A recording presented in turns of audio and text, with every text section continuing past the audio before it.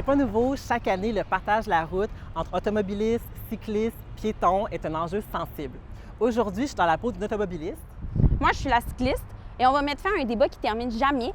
C'est qui de l'auto ou du vélo qui se rend le plus vite à sa destination à Montréal?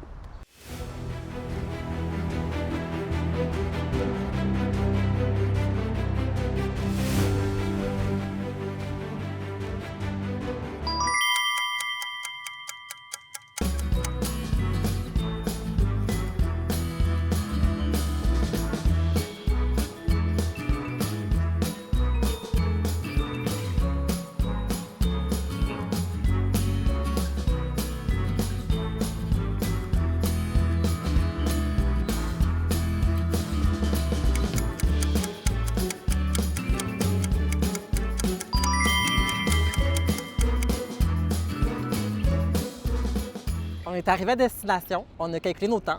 Moi, ça m'a pris 11 minutes 4 secondes. Et moi, 13 minutes 8 secondes.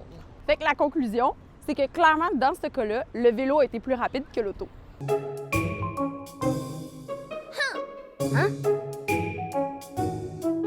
Je suis porte-parole du groupe citoyen Annecycle, qui est pour la promotion du transport actif dans le quartier ici, Annecycle-Cartierville. Le partage de la route, en fait, quand on a une voie désignée, par exemple une chaussée désignée, une bande cyclable ou encore mieux une piste cyclable protégée, ça se passe un peu mieux. Ce qu'on rencontre souvent, par contre, c'est quand la piste n'est pas protégée, il y a souvent des autos sur la piste.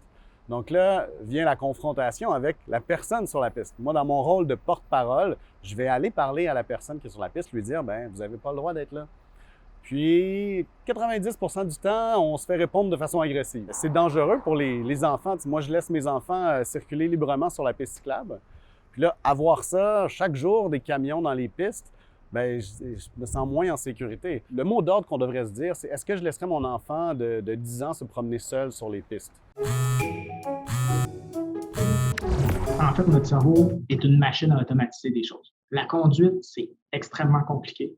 C'est une des choses les plus complexes qu'on fait au quotidien. On ne s'en rend pas compte parce que c'est une habileté qui est surapprise. Plus il y a d'éléments à prendre en considération en même temps, plus la charge cognitive est grande, entre guillemets, plus on est susceptible de se fâcher ou d'aller vers nos biais les plus simples.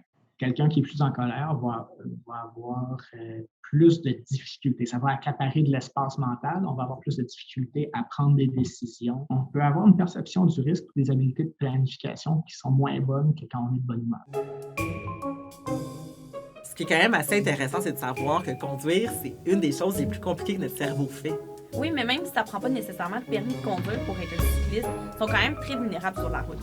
Je suis directrice des programmes chez Vélo-Québec. Près de la moitié de décès de cyclistes au Québec sont malheureusement impliquent un véhicule lourd. Alors, c'est vraiment dire à quel point, même si ces véhicules-là ne constituent que 3 à 4 % des véhicules qui sont sur la route, c'est près de la moitié des décès. Tenez-vous très loin des camions lourds. Les angles morts sont vraiment énormes.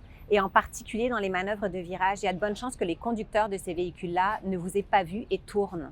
Alors, ne jamais se mettre à la droite d'un camion lourd, rester en arrière et attendre que ce camion-là fasse sa manœuvre avant de continuer. Ces quelques secondes-là peuvent vraiment sauver la vie.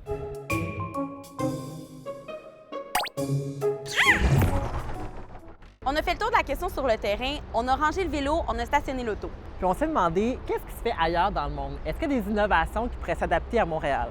Je suis professeur à l'École d'urbanisme et d'architecture de paysage. Il y a beaucoup d'innovations, en fait, en lien avec le piéton. Là, on parle souvent de l'exemple de Singapour. On va développer, par exemple, des intersections qui sont adaptées au profil du piéton. Quand on va appeler le feu de circulation pour pouvoir traverser, on va l'appeler avec une carte comme la carte opus. Le temps de traverser va s'adapter automatiquement au profil. On peut le faire pour les personnes malvoyantes, on peut le faire pour certains handicaps.